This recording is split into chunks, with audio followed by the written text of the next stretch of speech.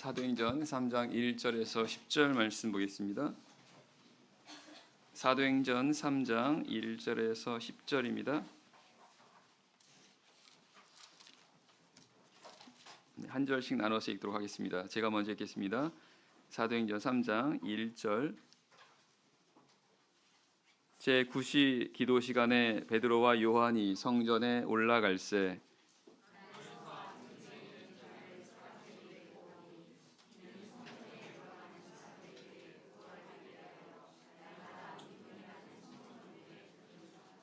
그가 베드로와 요한이 성전에 들어가리 함을 보고 구걸하거늘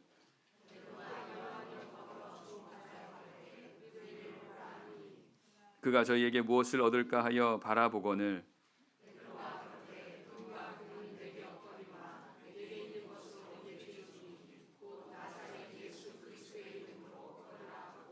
오른손을 잡아 일으키니 발과 발목이 곧 힘을 얻고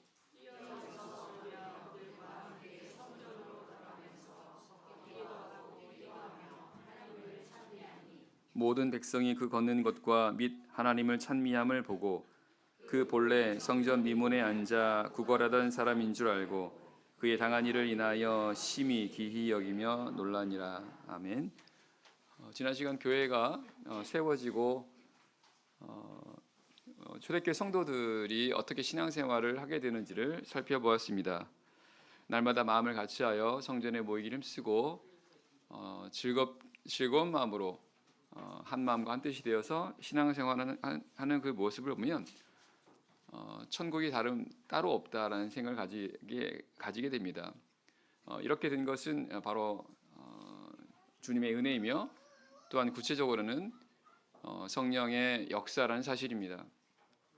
오순절에 성령이 강림하게 되었고 그렇게 성령으로 세워진 이 교회가 성령의 역사하심으로 인해서 성도들이 그와 같은 삶을 살게 되었다라는 것을 성경은 말씀하고 있습니다. 지난 시간 내용이 교회 안에서의 그런 모습이라면, 즉 성령이 그 교회 안에서 역사함으로 인해서 생긴 하나님의 은혜를 증거하는 거라고 한다면, 오늘 내용은 이제 교회 밖에서입니다. 특별히 오늘 말씀에 오게 되면 나면서부터 안진병이었던 이 사람에게 성령의 은혜가 함께해서 그가 크게 기뻐하는 그러니까 하나님께 영광을 돌리는 내용이 나오는데요. 같이 살펴보면서 교훈을 얻도록 하겠습니다. 1절 말씀 제가 다시 읽겠습니다. 제9시 기도 시간에 베드로와 요한이 성전에 올라갈새.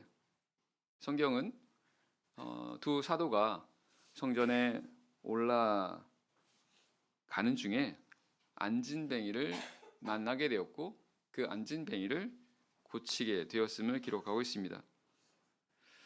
이 두 사도를 통해서 주님의 이런 크신 은혜와 능력이 나타나게 된 것입니다. 그 말은 이 두 사도가 주님의 큰 능력을 힘입었다라는 것을 말씀하고 있습니다. 이 두 사도가 어떻게 이렇게 큰 주님의 능력을 힘입을 수 있었을까? 물론 바로 기도입니다. 우리 이미 앞에 사도행전 2장 42절 43절의 말씀 보게 되면 그 교회가 기도하기를 전혀 힘썼을 때 사도들로 인하여 기사와 표적이 많이 나타났다라고 성경은 말씀하고 있습니다. 이 초대교회가 기도에 힘썼을 때 주님의 능력이 나타나게 되었다라는 것입니다. 그것은 오늘날도 마찬가지입니다. 기도에 힘쓸 때에 어제나 오늘이나 영원토록 동일하신 예수님께서 바로 그런 능력을 행하시게 된다라는 것을 성경은 분명하게 증거하고 있습니다. 그래서 오늘 우리들도 기도에 힘쓸 수 있다면 오늘날에도 주님의 능력이 분명히 나타나게 된다라는 사실입니다. 오늘날 우리 성도들이 또 우리 교회가 힘쓴다면, 기도에 힘쓴다고 한다면 이런 성령의 강한 나타나심과 역사심이 우리 안에서도 얼마든지 나타날 수 있다라는 것입니다. 우리 기도에 힘쓸 때라는 것입니다. 우리가 어떻게 기도에 힘쓸 수 있을까? 오늘 본문에 보게 되면 이 베드로와 요한이 제9시 기도 시간에 성전에 올라갔다라는 이런 내용이 나옵니다. 이 말씀을 통해서 볼 때 두 사도에게는 정해진 기도 시간이 있었다라는 것을 알게 됩니다. 제9시라고 하는 것은 유대인 시간으로 제9시는 더하기 6을 하면 됩니다. 오후 3시가 되겠습니다. 베드로와 요한에게는 이런 정해진 기도 시간이 있었다라는 것을 알 수 있고 그 시간마다 성전에 가서 기도했다라는 것을 알게 됩니다. 사도행전 10장에 보면 베드로가 기도하는 또 내용이 나옵니다. 근데 그 내용에는 제6시라는 기도 시간이 나옵니다. 제6시입니다. 6시면 12시가 되는 거죠. 성경이 이런 내용들을 기록하고 있다는 것은 이 사도들에게는 이 정해진 기도 시간이 있었고 그들은 이 정해진 기도 시간에 하나님께 기도했다라는 것을 우리에게 말씀해 주고 있습니다. 시간이 정해져 있다라고 하는 것은 어떻게든 그것을 한다는 뜻입니다. 다른 많은 그런 시간들이 있지만 해야 되는 그런 시간들이 있지만 그 시간을 정해놨다라고 하는 것은 그 어떤 것보다도 이것을 먼저 우선한다라는 의미가 있는 것입니다. 사도들이 그들의 삶 속에서 그들의 시간 가운데 정해진 시간을 기도하는 시간을 정해놓고 그 시간에 기도했다라고 하는 것은 이들이 그 어떤 것보다도 기도하는 시간을 우선시했고 이것을 아주 중요하게 여겼다라는 것을 말씀해주고 있습니다.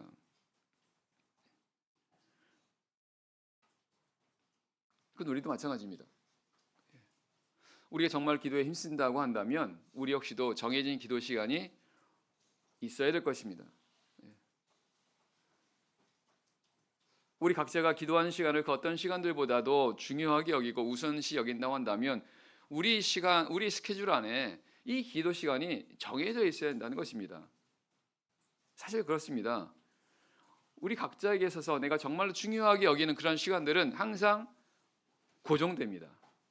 그렇잖아요. 밥 먹는 시간, 잠자는 시간, 일하는 시간 다 고정되어 있지 않습니까? 정해져 있다는 것입니다. 그것은 그만큼 그 시간이 나에게는 중요하다라는 것입니다. 다른 시간들 앞서서 이 시간들을 먼저 내 시간에 배정해 놨다는 뜻입니다. 마찬가지로 우리 각자의 삶 속에서 이런 기도 시간을 그와 같이 정해 놓는다고 한다면 이것은 주님께서 보시기에 기도를 중요하게 여긴다라고 인정하시게 된다는 것입니다. 그리고 그 기도 시간을 통해서 주님께서 은혜를 베풀어 주신다라는 것이고 결국 이 기도를 한다는 건 이건 믿음입니다. 주님은 항상 믿음이라고 하는 것을 통해서 역사하십니다. 항상 일관성 있게 말씀하시는 내용은 하나님은 믿음 안에서 역사하신다는 것입니다. 근데 이 기도하는 것이 바로 믿음이라는 것입니다. 특별히 이렇게 정해진 시간에 계속해서 항상 기도한다라고 하는 것은 이건 하나님에 대한 믿음을 분명히 나타내는 그런 모습이라는 것입니다. 누가복음 18장 1절 이하에 보게 되면 예수님께서 기도에 관한 교훈을 말씀하십니다. 항상 기도하고 낭망치 말아야 할 것을 비유로 말씀하신 내용이 나옵니다. 항상 기도하고 낭망치 말라는 것입니다. 거기 보면 불의한 재판관과 과부에 대한 내용이 나오지 않습니까? 그러면서 예수님께서 그 비유 가운데 맨 마지막 하신 말씀이 인자가 올 때에 세상에서 이런 믿음을 보겠느냐라고 말씀하십니다. 결국 그 말씀을 통해서 본다고 한다면 예수님께서는 항상 기도하는 것을 믿음으로 보신다는 것을 알게 됩니다. 그리고 그런 믿음을 주님께서 인정하실 때 그 믿음을 통해서 역사하시게 될 거라는 것입니다. 오늘 우리도 우리가 정말 주님의 능력을 바란다면 성령의 나타남을 성령의 능력을 우리가 구한다면 우리는 분명히 기도에 힘써야 됩니다. 그리고 그렇다면 우리 각자에게 있어서 정해진 그런 기도 시간을 확보하고 그 시간에 우리가 항상 기도하는 것을 힘써야 됩니다. 그러면 분명히 하나님의 능력이 나타나게 된다는 것입니다. 지난번에 우리 캄보디아 선교 사역에 대해서 세미나에 참석하셨던 분들은 들으셨을 것입니다. 그 내용 가운데 보면 캄보디아에 참으로 많은 하나님의 능력이 나타나게 되었음을 간증을 통해서 우리가 알 수 있었습니다. 굉장히 많은 그런 간증들이 있었지 않습니까? 인상나는 그 간증 중 하나는 코브라에 물린 두 부자. 그냥 거기서 이제 코브라에 물리면요 거의 그냥 직사인데요.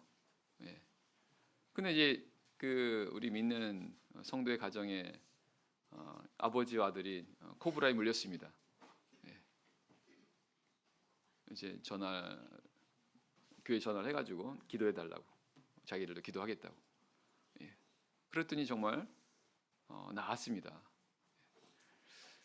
근데 이런 것들이 그냥 된 게 아니라 이 캄보디아 안에서 그런 사역자들이 또한 그 교회가 기도를 힘쓰고 있었다라는 것입니다. 그런 가운데서 이렇게 나타난 거죠. 실제로 캄보디아에서 보면 하루에 4번 시간을 정해놓고 기도한다는 얘기 들으셨죠? 하루에 4번입니다. 30분씩 하루에 4번. 사실 쉬운 건 아닙니다.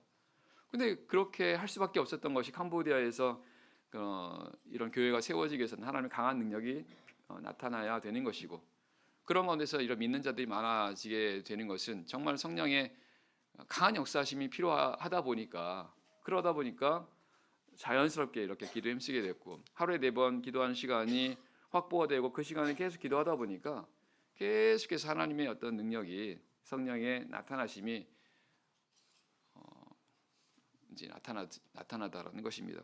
그것은 사실은 특별한 게 아니라 하나님 말씀의 근거에서 기도에 힘썼을 때 하나님께서 그와 같이 이렇게 능력을 보여주셨다라는 것을 우리에게 알게 하는 사실입니다. 캄보디아만 그런 게 아니라 어느 곳이든 간에 우리 참예수교회 성도들이, 또 참예수교회 교회가 그렇게 기도에 힘쓸 수만 있다면 동일하게 하나님의 능력이 나타난다는 것입니다. 아울러서 지금 이 베드로와 요한이 기도하러 어디에 갔습니까? 성전에 올라갔다고 했습니다. 예수님 말씀하십니다. 이 집은 만민의 기도하는 집이라고요. 바로 교회를 가리킵니다. 교회는 바로 하나님께 기도하는 곳이라는 것입니다. 그 말은 이 교회에서 이 기도가 잘 된다라는 그런 의미도 있겠죠, 그죠? 하지만 성경은 하나님께서 하나님의 마음과 하나님 눈이 항상 이 성전에 있다고 말씀하십니다. 바로 오늘날 교회를 가리키는 것입니다. 하나님의 마음과 하나님 눈은 항상 이 교회에 있다고 말씀하십니다. 그래서 이 교회 안에서 교회에서 기도할 때 하나님께서 그 기도를 들으신다는 것입니다. 이 교회가 무엇입니까? 믿는 자들이 모인 곳입니다. 바로 지금 이것이 교회라는 것이죠. 물론 표면적인 어떤 이런 건물 자체가 교회라고도 하지만 근본 성경에서 말하는 본질적인 그 교회라고 하는 것은 바로 이 믿는 자들이 모인 곳입니다. 이곳에 하나님의 마음과 하나님 눈이 항상 이곳에 가 있다라고 말씀하시는 겁니다. 그리고 그곳에서 기도할 때 하나님께서 들으신다는 겁니다. 두세 사람이 내 이름으로 모인 곳에 나도 그들과 함께 있다라고 말씀하십니다. 땅에서 두 사람이 합심하여 무엇이든지 구하면 내가 그들 위해서 이루리라라고 말씀하신 것도 결국은 다 바로 이와 같은 것들을 예수님께서 강조하신 것입니다. 그래서 오늘 우리가 기도에 힘써야 될 것이고, 그리고 기도에 힘쓴다고 한다면 바로 교회에서 우리가 기도하는 것을 힘쓰도록 해야 된다는 것입니다. 물론 우리가 집에서도 기도를 하죠. 하지만 이 교회에서도 기도하는 것을 더욱더 힘쓴다면 분명히 하나님께서 더욱더 기뻐하시고 하나님께서 능력을 더 베풀어 주실 거다라는 사실입니다. 2절입니다. 2절. 나면서 안진뱅이 된 자를 사람들이 메고 오니 이는 성전에 들어가는 사람들에게 구걸하기 위하여 날마다 미문이라는 성전문에 두는 자라. 저는 2절의 말씀 보면 오늘 본문에 나오는 바로 이 나면서부터 안진병이 된 자에 대한 내용이 나옵니다. 이 사람은 나면서부터 안진병이었습니다. 그 뒤에 4장에 보게 되면 이 사람은 나이가 40세쯤 되었다라고 되어 있습니다. 나면서부터라고 한다면 그럼 40년 동안 이 사람은 걸어 다니지 못했던 사람이었던 거죠. 근데 이 사람이 성전 앞에서 사람들에게 구걸하고 있는 그런 모습을 기록하고 있습니다. 이 사람이 할 수 있는 것은 이 사람도 살아야 되다 보니까 먹고 살아야 되다 보니까 그것을 위해서 어쩔 수 없이 이 사람들에게 구걸하게 되었고 성경은 이 사람이 구걸하던 위치가 바로 성전 앞이라고 말씀합니다. 성전 문이라는 겁니다. 특별히 미문이라고 하는 아름다운 문이라고 하는 그 의미를 가진 성전 문 앞에서 구걸했다 이렇게 말씀하고 있습니다.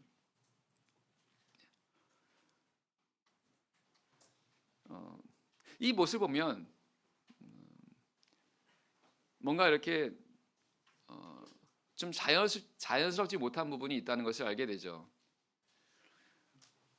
나면서부터 안진병이 됐던 정말 비참하게 삶을 살았던 이 사람이 구걸하는 모습은요, 지나가는 사람들에게 구걸하는 모습은 정말 그 모습만으로도 불쌍하고 안타까운 모습입니다. 그리고 결코 아름다운 모습은 아닌 거죠. 그런데 그가 있었던 곳이 바로 미문이라고 하는 아름다운 문이라는 그 성전 문 앞이라는 사실입니다. 이름은 아름다운 문인데 그러나 실제의 모습은 결코 아름답지 못한 그런 상황이라는 것입니다. 근데 이런 모습이 사실은 오늘 우리가 살아가는 세상의 그런 모습을 보여주고 있다라는 사실입니다.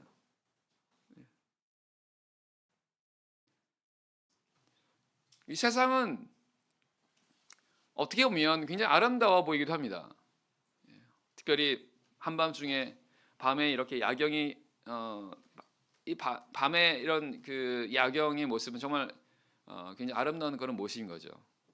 멀리서 볼 때 비행기를 타고 가면서 쭉 이렇게 도시를 내려다보면요 정말 아름다워 보입니다.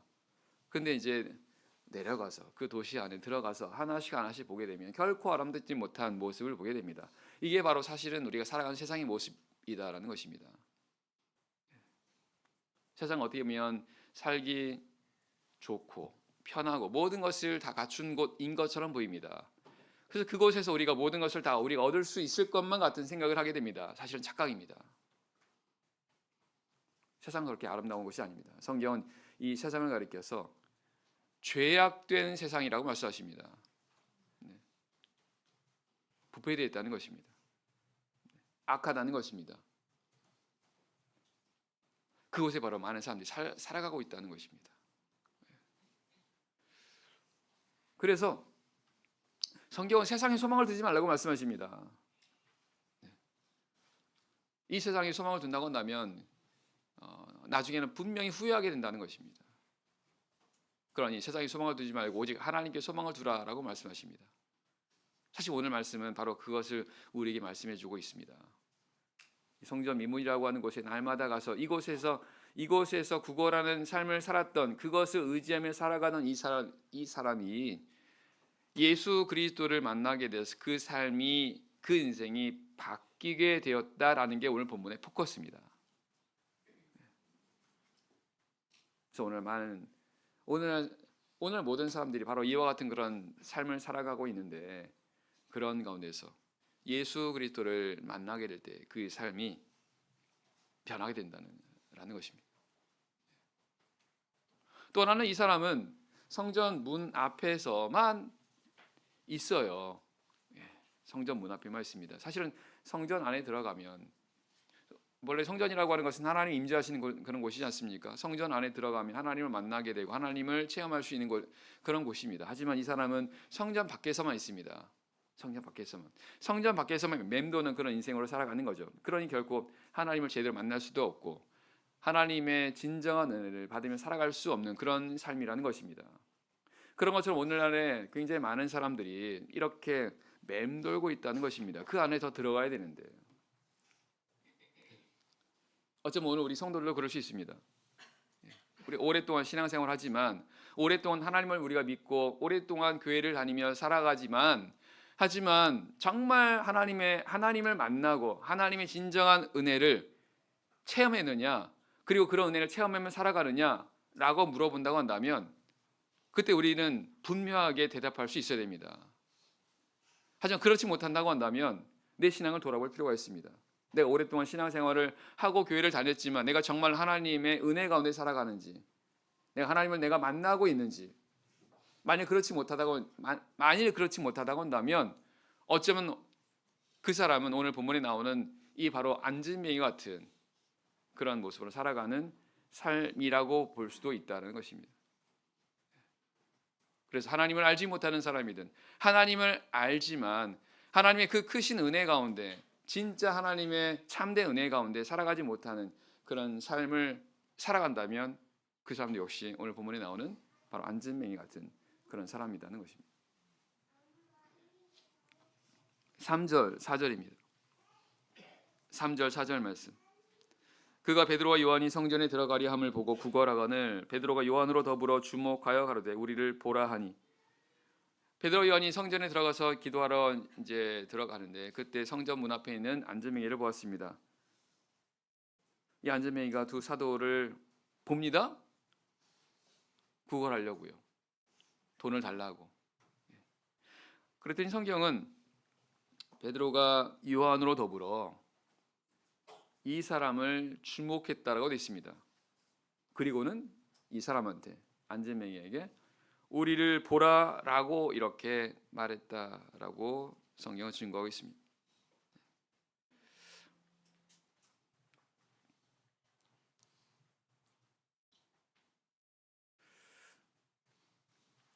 우리 이 모습에서요, 베드로와 요한이 이 안진뱅이를 이 본 부분을 한번 우리가 주목해 볼 필요가 있습니다.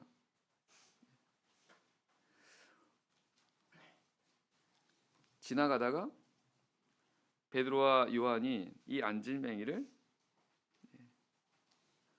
이제 보게 됐죠. 어쩌면 평소에도 계속 이 길을 지나갔을 수 있습니다. 그런데 이때는 특별히 베드로와 요한이 이 안진뱅이를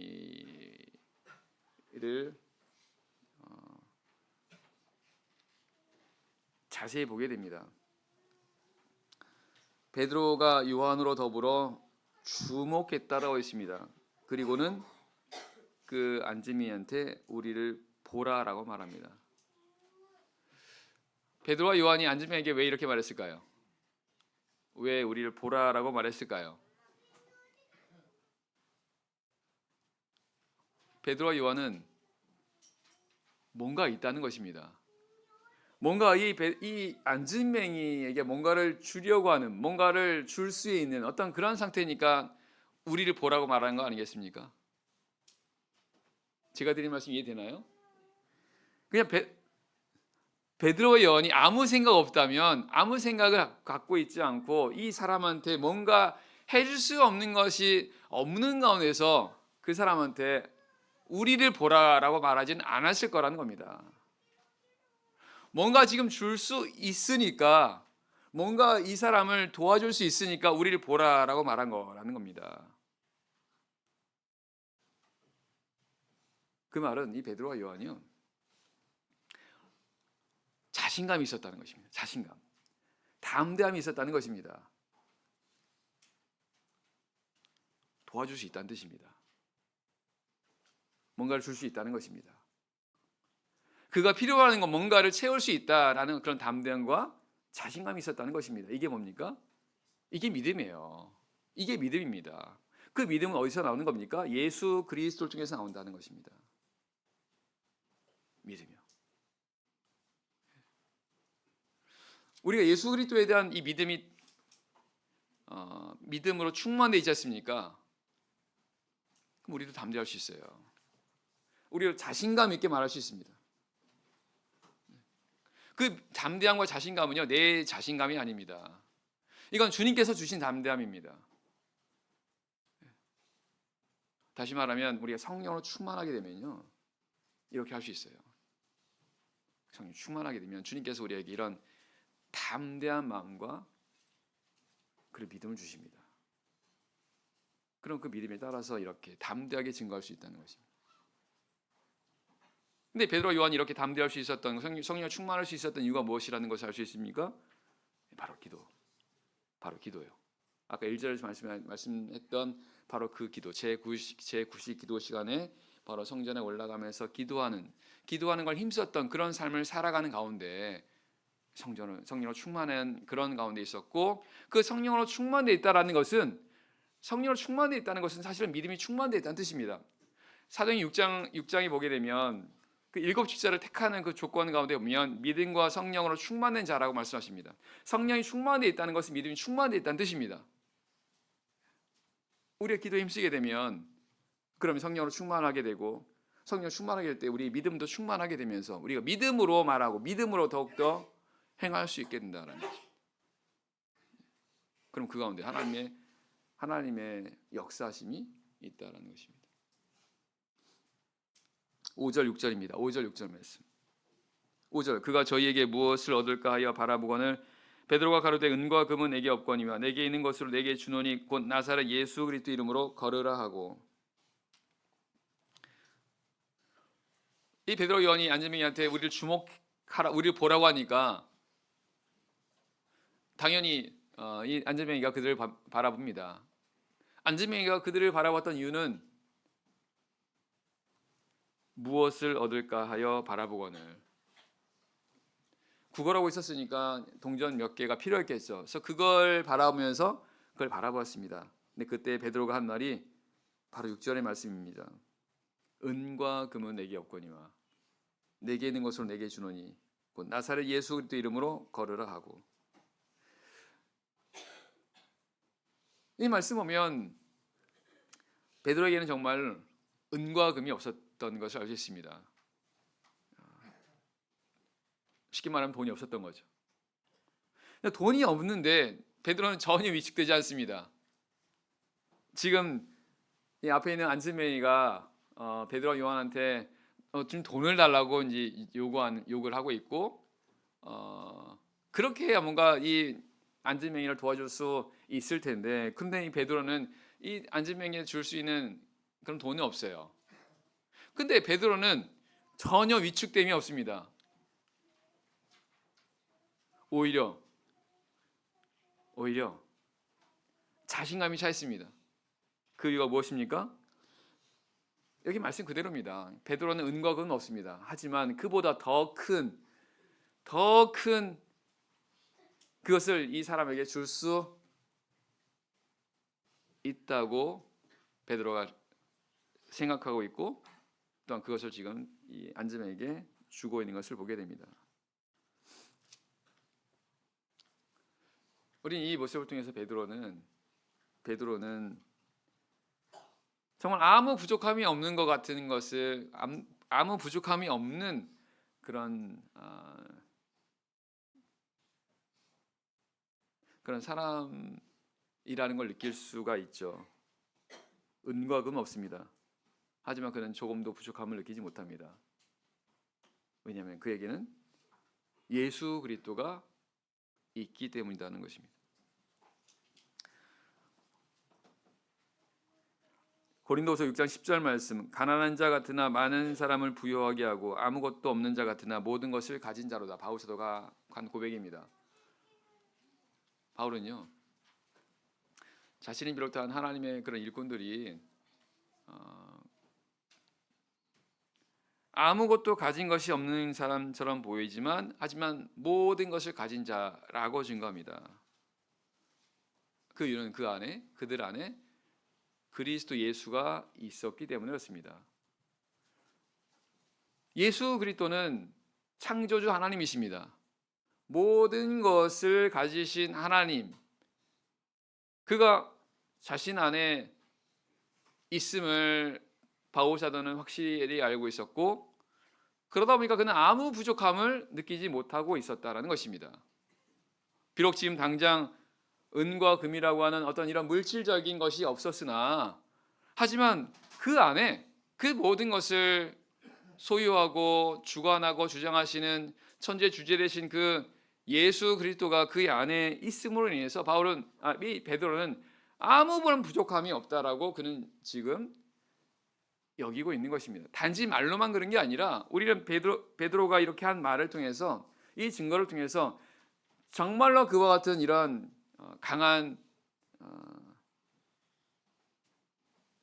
그런 마음이, 또한 그런 믿음이 있었고 그렇게 살아가는 것을 우리가 느끼게 됩니다. 이 모습은 오늘 우리들도 가져야 되는 그런 모습입니다. 우리 성도들이 세상에서 가진 것이 없다 하더라도 우리는 전혀 위축될 필요 없습니다. 전혀 주눅될 필요가 없습니다. 왜냐하면 우리 안에는 그리스도 예수가 계시다라는 사실입니다. 이 한 가지 사실만으로 우리는 항상 기뻐할 수 있는 사람들이라는 것입니다. 내가 비록 지금 가진 건 없고, 내가 비록 지금 건강이 별로 안 좋고, 내가 비록 지금 여러 가지 어려운 가운데 있다 하더라도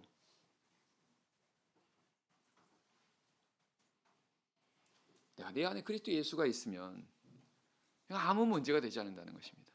사실이 그런 겁니다. 사실이. 근데 그러나 그럼에도 불구하고 내 안에 그리스도 예수가 계시는데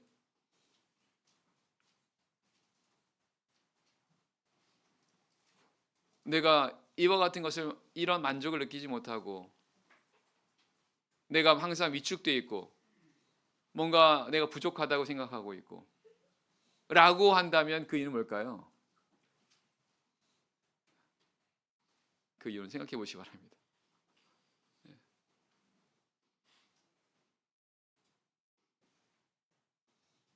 우리는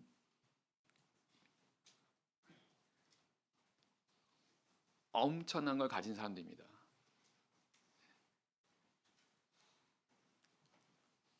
우리 예수를 깨닫는다고 한다면 베드로, 바울, 그리고 성경에 나오는 그 이 믿음으로 살아갔던, 그래서 그들의 삶을 하나님께 드렸던 그런 사람들의 왜 그들이 그와 같은 삶을 살게 되는지를 우리가 알게 될 줄을 믿습니다. 7절입니다. 7절. 오른손을 잡아 일으키니 발과 발목이 곧 힘을 얻고 뛰어서서 걸으며 그들과 함께 성전으로 들어가면서 걷기도 하고 뛰기도 하며 하나님을 찬미하니 모든 백성이 그 걷는 것과 및 하나님을 찬미함을 보고 그 본래 성전 미문에 앉아 구걸하던 사람인 줄 알고 그의 당한 일을 인하여 심히 기히 여기며 놀라니라. 자, 드디어 이제 놀라운 일이 일어나게 됩니다. 베드로가 예수 그리스도 이름으로 이 안진뱅이를 일으킵니다. 손을 잡아 일으켰더니 발과 발목이 곧 힘을 얻습니다. 그러더니 이 안진뱅이가 일어서게 되고 뛰어서서 걷게 되고, 그러면서 성전을 이렇게 돌아다니고 하면서 하나님을 찬미하며 하나님께 영광을 돌리는 그런 내용이 나옵니다. 당연하죠. 네. 40년 동안 한 번도 걸어보지 못했던, 그러니까 40년 동안 비참한 삶을 살아갈 수밖에 없었던 이 사람이 이렇게 돼서 그가 걷게 되고 뛰게 되고 라고 했다면 그 사람의 기쁨은 이루 말할 수가 없겠죠. 그죠?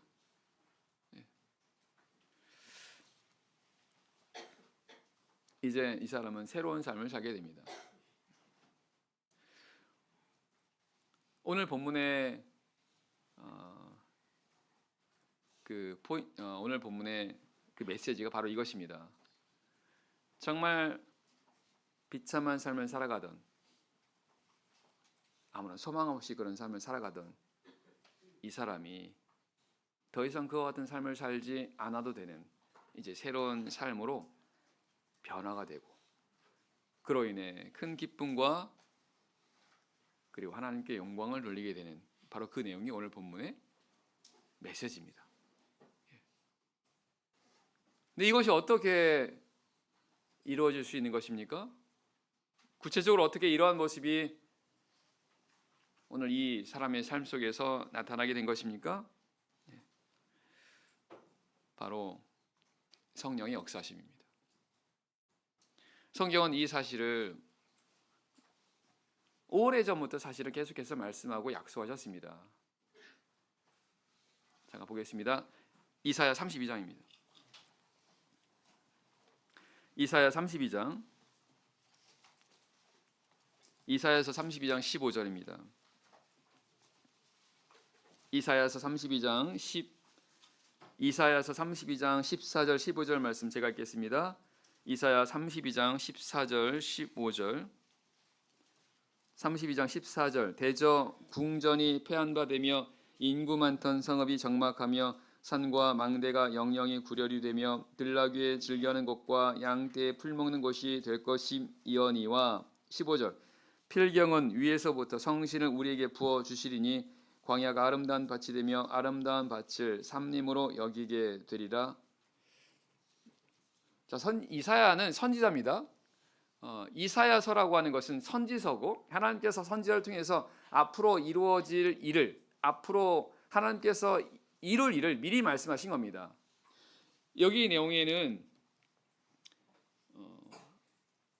궁전이 폐하게 됩니다.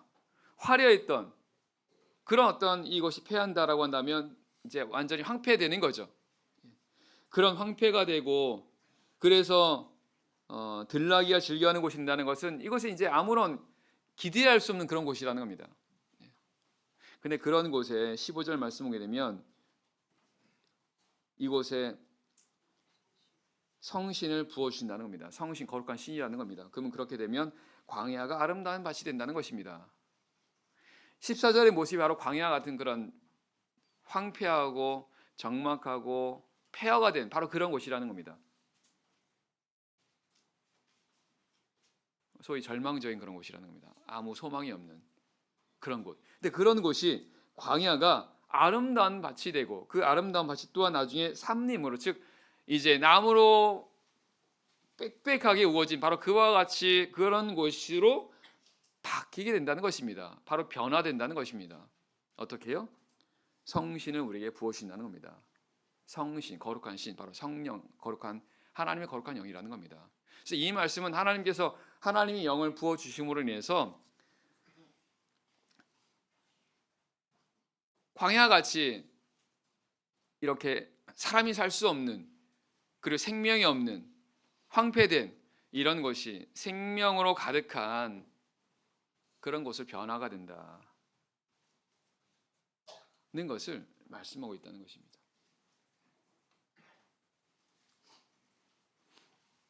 새로워진다는 것입니다. 그래서 디도 3장 5절 말씀 보게 되면 우리를 구원하시되 중생의 시침과 성령의 새롭게 하심을 하셨나니 라고 말씀하신 겁니다. 성령이 새롭게 하신다는 거예요. 새롭게 되는 겁니다. 35장 1절 보겠습니다. 35장 1절입니다. 이사야 35장 1절 2절입니다. 이사야 35장 1절 2절 1절 광야와 메마른 땅이 기뻐하며 사막이 백합화 같이 피어 즐거워하며 무성하게 피어 기쁜 노래로 즐거워하며 레바논의 영광과 갈멜과 사론의 아름다움을 얻을 것이라. 그것들이 여호와의 영광 곧 우리 하나님의 아름다움을 보리라. 광야와 메마른 땅이 기뻐한다는 것입니다. 뭐냐면 아까 말씀드렸던 것처럼 사람이 살 수 없는 곳이고 그리고 황폐된 그런 곳인데 그런 곳이 이제 아름다운 밭이 되고 그리고 나무들로 빽빽하게 되는 생명들이 살아가는 그런 곳이 되는 그런 곳이 변화되다 보니까 기뻐하게 되고 즐거워하게 된다라는 것입니다.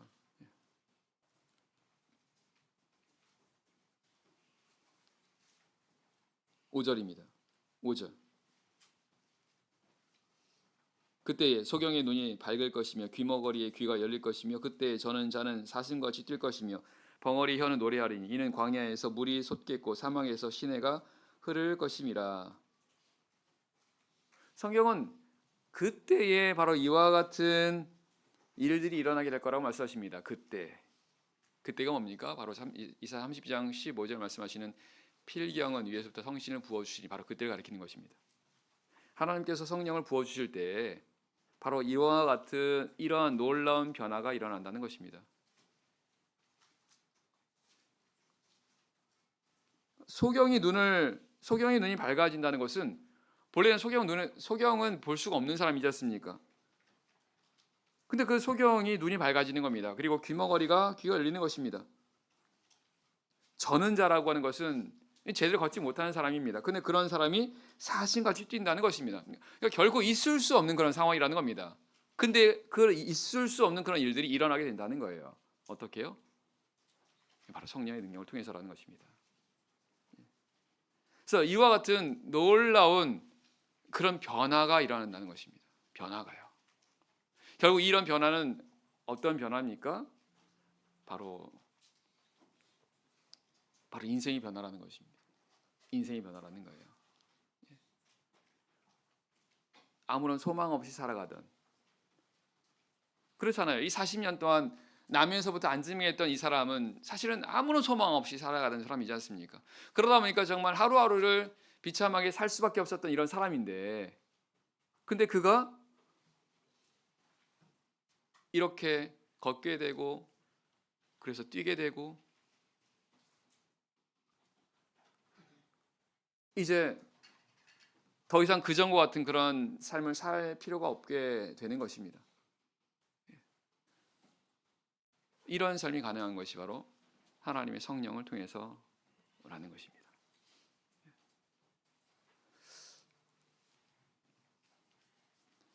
여기 보면 뜨거운 사막이 변화에 무엇이 된다라고 하는 말씀도 사실은 다 성령의 역사라는 겁니다. 예수님께서 요한복음 7장에서 누구든지 나를 믿는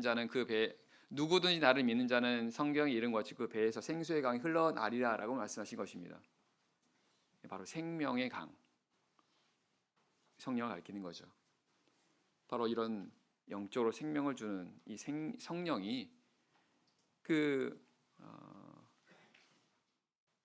생명력이 없는 그런 황폐한 그런 곳에 임하고 그런 가운데서 역사하시게 될 때 이렇게 변하게 된다라는 것을 하나님께서 오래전에 선지자를 통해서 이미 말씀해 주셨다라는 사실입니다.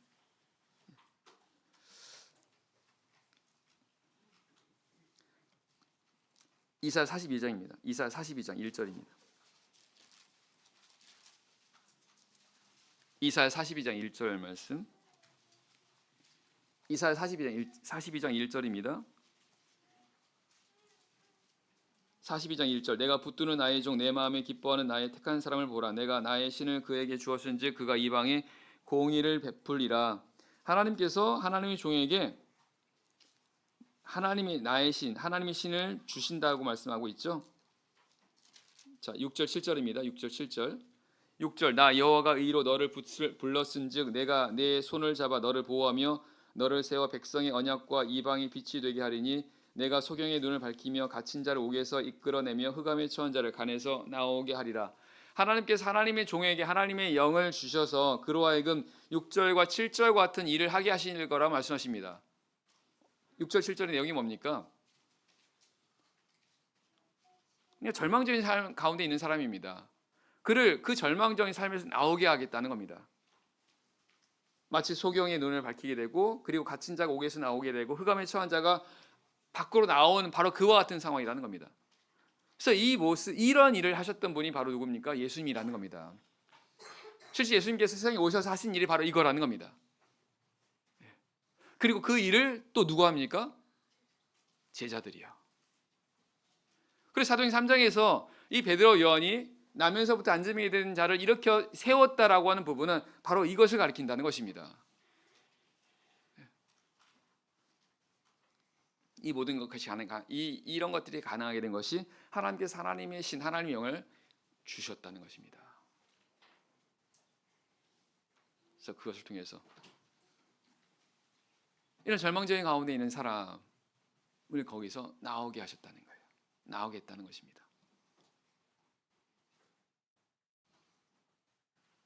이 일을 누가 한다는 겁니까? 하나님 종들이 하는 거라는 겁니다. 하나님 종들이요. 그래서 하나님께서 하나님 종들에게 이 일을 하기 위해서 하나님께서 무엇을 주셨다는 겁니까? 성령 주셨다는 거예요. 그래서 사도행 2장에 보면 하나님께서 내 종에게 내 영을 내 종들에게 주신다라고 말씀하신 겁니다. 그래서 이건 오늘 우리들도 해야 되는 일입니다. 오늘 우리들도요.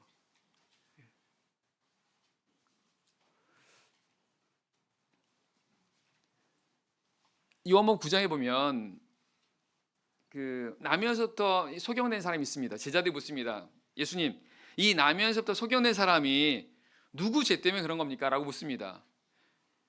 이 사람의 죄 때문에 그런 겁니까? 아니면 부모의 죄 때문에 그런 겁니까? 라고 말하니까 예수님이 뭐라고 말씀하십니까? 이건 그들의 죄가 아니라 이 소경을 통해서 하나님의 뜻을, 하나님의 일을 나타내게 하려 하는 거다라고 말씀합니다. 결국 이 소경을 통한 하나님의 뜻이 뭐라는 겁니까? 이 소경이 예수를 만나서 그로 하여금 눈을 뜨게 되고 새로운 삶을 살게 돼서 하나님께 영광을 돌리는 것이 하나님의 뜻이라는 것입니다. 오늘 사도행 3장에 나오는 이 사람도 마찬가지라는 것입니다. 그래서 이렇게 본다고 한다면 그가 예수를 만나기 전에는, 그 삶이 변화되기 전에는 그는 누구보다도 불행하고 그리고 불쌍한 그런 삶을 살았던 사람입니다. 하지만 그가 예수를 만나고 성령의 은혜를 통해서 이런 삶이 변화된 이후에는 그는 결코 그런 삶이 아니었던 거죠. 그리고 이것이 바로 하나님의 뜻이라는 겁니다. 하나님의 뜻. 그래서 하나님의 뜻은요, 바로 이런 재앙을 주려는 게 아니라 평안을 주고 장래에 소망을 주려는 것이 하나님의 진정한 뜻이라는 겁니다.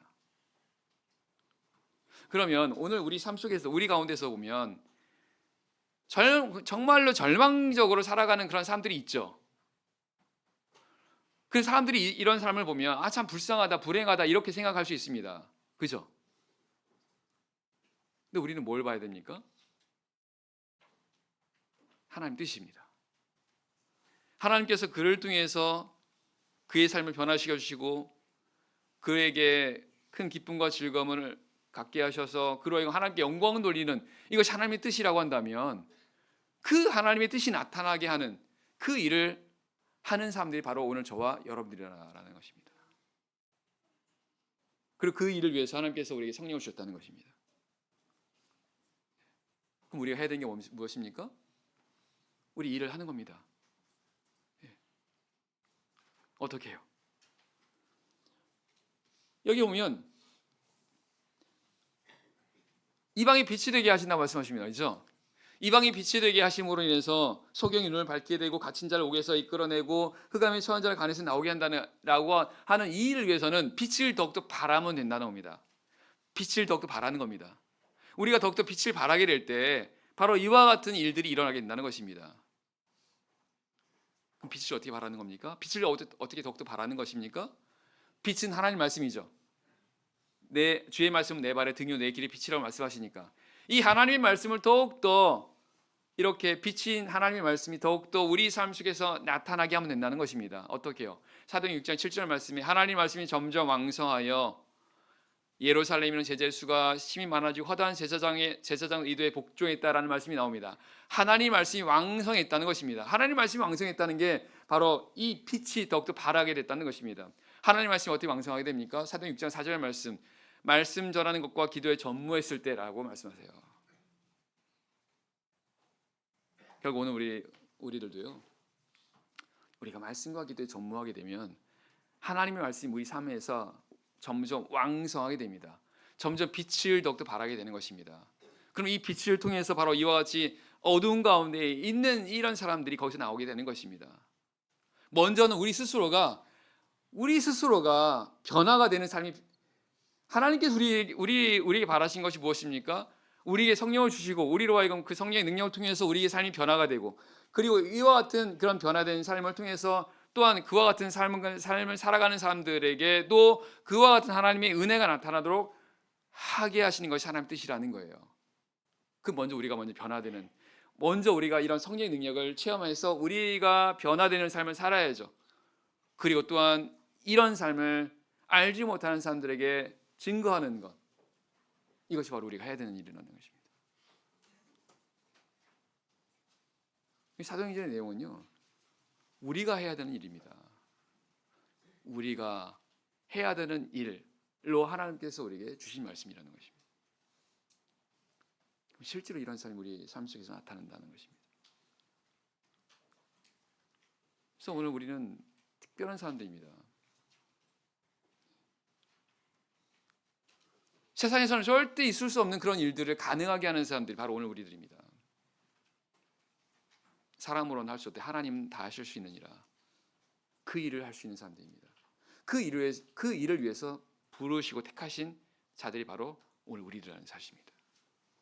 그리고 그 교회가 바로 참예수 교회라는 거예요. 그래서 우리는 정말 자부심 가지셔야 됩니다. 그리고 이 자부심으로 살아가셔야 됩니다. 은과 금은 내게 없거니와 내게 있는 그것을 내게 주노니 곧 나사렛 예수 그리스도 이름으로 일어나 걸으라라고 베드로가 이렇게 담대하게 말했던 것처럼 오늘 우리가 바로 그와 같이 담대하게 말할 수 있는 사람들이어야 되는 것입니다.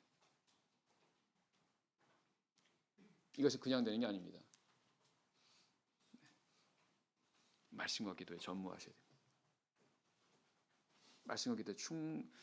말씀과 기도에 우리가 힘을 쓰게 되면 반드시 하나님께서 이렇게 역사하십니다. 우리 교회가 그런 교회가 되어서 하나님께 영광을 돌리고 하나님께 찬미하고 하나님께 영광을 돌리는, 그리고 그런 일들이 점점 더 많아지는, 그래서 구원받는 삶이 점점 더 많아지는 이런 놀라운 하나님의 은혜와 그리고 영광이 우리 교회를 통해서 나타나기를 간절히 바랍니다.